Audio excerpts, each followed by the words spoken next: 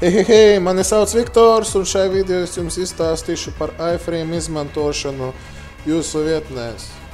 Tad iframe tags, viņam vispār manā rakstā varat par to izlasīt, tie ir tāda interesanta un noderīga informācija, kāda ir iframe būtība, ka piemēram jums ir jūsu vietne, bet jūs negribat uz sava hostinga likt video failus.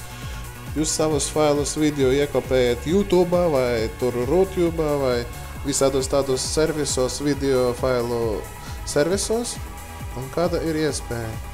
Tagad apskatīsim. Un tā, es atveru šablonu.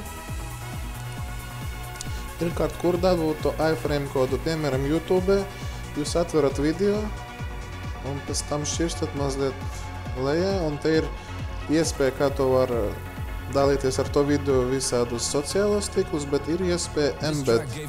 Un tur tieši embed jūs dabūjat to kodu, tieši to iframe kodu no YouTube. Un tā es atveru, uzreiz izdarām, ko save as, un te ierakstam iframe, vienkārši iframe htm,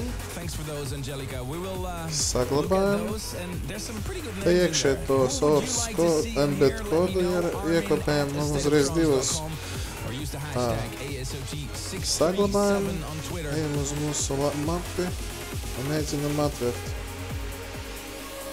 Būs kļūda. Kāpēc? Ka iframe strādā tikai tad, ja jums ir serveris uz datora lokāli vai uz hostinga. Un ko varētu, lai jums parādīt to, kā to var uz lokāli uz datora apskatīties, tad es kopēju to failu kopiju. Eju uz servera mapi, iekopēju iekšā failu, tagad atveru savu pārlūku, ierakstu localhost un iframe.htm, enter. Un tagad jūs redziet, ka viss darbojas, iframe darbojas, bet vispār kā patestēt apskatīties, kā tā lieta izskatās, tad tā iespējams vai Vetriskūls vietnē, vai manā vietnē, apskatīties piemērus un arī pamēģināt pašiem.